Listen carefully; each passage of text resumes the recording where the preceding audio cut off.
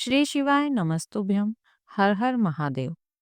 पूज्य गुरुजी पंडित प्रदीप जी मिश्रा जी ने कुछ ऐसे उपाय बताए हैं जो कि सिर्फ रविवार की प्रदोष में किए जाते हैं, और उन्हीं उपायों की जानकारी आपको इस आज के इस वीडियो के माध्यम से मिलने वाली है।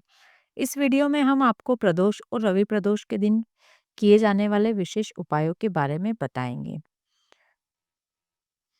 आज की इस वीडियो में हम आपको पहला उपाय, रवि प्रदोष में सिर्फ एक बार किए जाने वाले ऐसे उपाय के बारे में बताएंगे जो व्यापार वृद्धि के लिए, धन प्राप्ति के लिए, डूबा हुआ पैसा वापस लाने के लिए किया जाता है। दूसरा उपाय यह रहेगा, अगर आपका कोई काम बन नहीं रहा हो, सब जगह से आप हार गए हैं, तो प्रदोष की तिथि में किया जाने वाला यह एक विशेष उपाय है। तीसरा उपाय प्रदोष के दिन शमी पत्र से जुड़ा एक विशेष उपाय है जो कि गुरुजी पंडित प्रदीप जी मिश्रा जी ने बताया है। चौथा उपाय, प्रदोष के दिन अपने बच्चों की तरक्की के लिए, उन्नति के लिए कौन सा उपाय करना है उसकी जानकारी देंगे। पांचवा और अंतिम उपाय रहेगा रवि प्रदोष का, जो अटके हुए कार्यों को पूर्ण करने वाला एक विशेष उपाय है। इसलिए वीडियो बहुत उपयोगी है, अंत तक देखें ताकि कोई भी उपयोगी जानकारी आपसे ना छूटे। आप इनमें से कोई भी एक उपाय या फिर अपनी आवश्यकता के अनुसार एक से अधिक उपाय करके इस रवि प्रदोष का अधिक से अधिक लाभ प्राप्त कर सकते हैं। बढ़ते हैं पहले विशेष उपाय की ओर, जो सिर्फ और सिर्फ रवि प्रदोष के दिन किया जाने वाला एक विशेष महा उपाय है।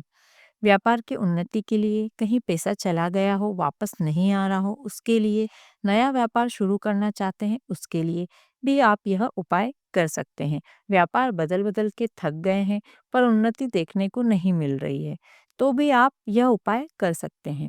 रवि प्रदोष के दिन ही आपको यह उपाय करना है, मतलब प्रदोष की तिथि हो और रविवार का दिन हो, उस दिन आपको सिर्फ एक बार यह उपाय करना है। एक बेलपत्र आपको शिवलिंग में माता अशोक सुंदरी के स्थान पर अर्पित करना है। बेलपत्र की डंडी शिवलिंग की ओर होना चाहिए। इस बात का आपको विशेष रूप से ध्यान देना है, क्योंकि अधिकतर हम जितने भी उपाय करते हैं उस पर बेलपत्र को शिवलिंग के ऊपर या माता अशोक सुंदरी के स्थान पर अर्पित करते हैं, तो डंडी हमेशा जलाधारी की ओर रखते हैं।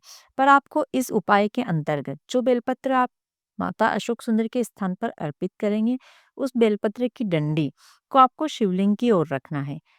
इस बात का आपको ध्यान देना है। दूसरी बेलपत्र ऊपर बंधी हुई जलाधारी में अर्पित कर देना है। अगर ऊपर जलाधारी नहीं बंधी है तो भगवान शंकर की शिवलिंग पर उनकी पांचों पुत्रियों जया, विषहरा, शामलीवारी, देव, दोतली, इनका नाम लेते हुए आप जहां भी बैठे हो वहां से अपने ठीक विपरीत दिशा की ओर बेलपत्र की डंडे को करते हुए शिवलिंग पर समर्पित कर दें।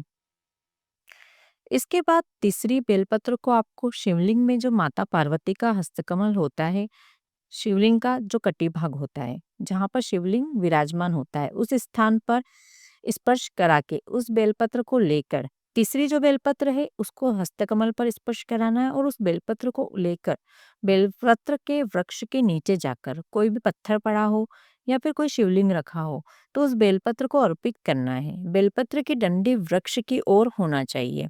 इस बात का आपको विशेष ध्यान देना है। गुरुजी ने कहा, इस प्रकार से अगर आप 3 बेलपत्र को शिवलिंग में अलग-अलग स्थानों पर अर्पित करते हैं, तो व्यापार में आपको उन्नति देखने को मिलती है। पैसा डूब गया है तो डूबा हुआ पैसा भी वापस आता है।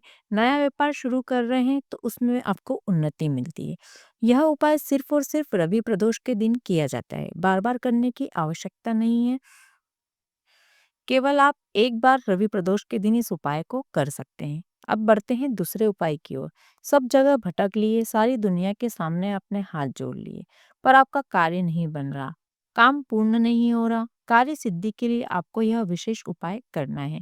आपको एक बेलपत्र लेना है, एक शमी पत्र लेना है, एक कनेर का पुष्प लेना है, और महादेव को शिवलिंग जल में जल चढ़ाने के बाद आपको यह सभी चीजें अर्पित करना है।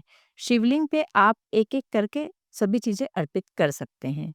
पहले बेलपत्र, फिर शमी पत्र, फिर कनेर का पुष्प, या एक साथ तीनों चीजें भी अर्पित कर सकते हैं। गुरुजी ने कहा, 2 या 3 प्रदोष निकलेगी, आपकी झोली खुशियों से महादेव जरूर भर देंगे।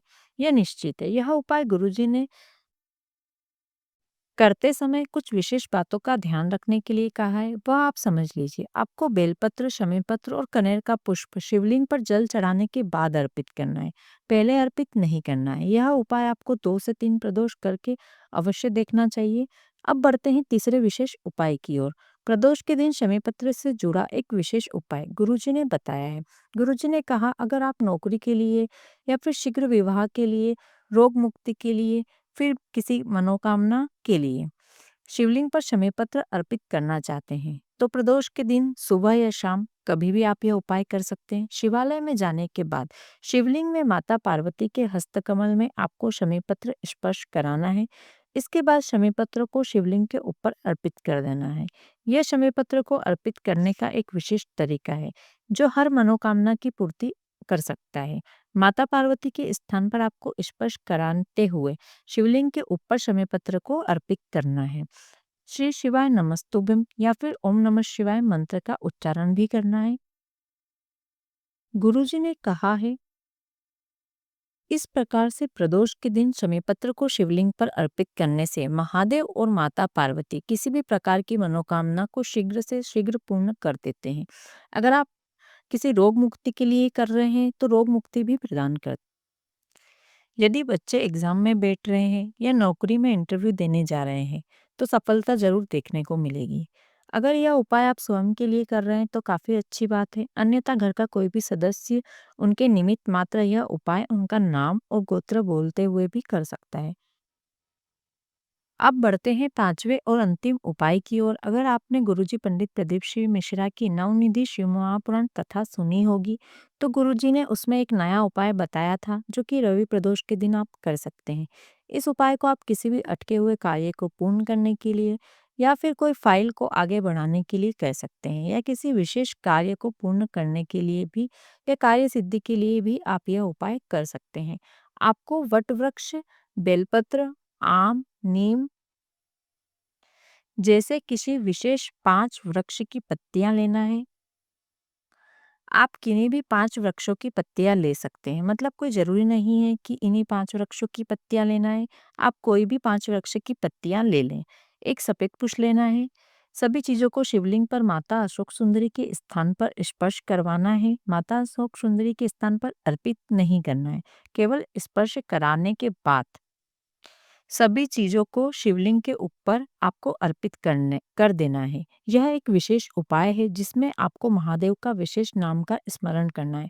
मतलब माता अशोक सुंदरी के स्थान पर जब आप सभी चीज़ों को स्पर्श करवाएंगे और शिवलिंग के ऊपर अर्पित करेंगे, तो आपको निर्मलेश्वर महादेव का नाम लेना है। बस इतना ही करना है। गुरुजी ने कहा है, इसके लिए आपने अपने कार्य के लिए निकल जाएं, अटका हुआ कार्य पूर्ण होगा, कार्य में सिद्धि प्राप्त होगी, कार्य में सफलता प्राप्त होगी।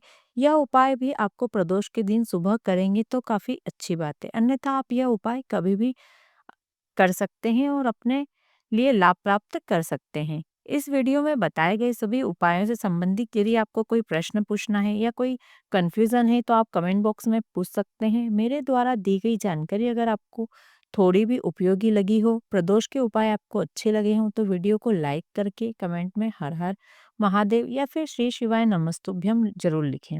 धन्यवाद।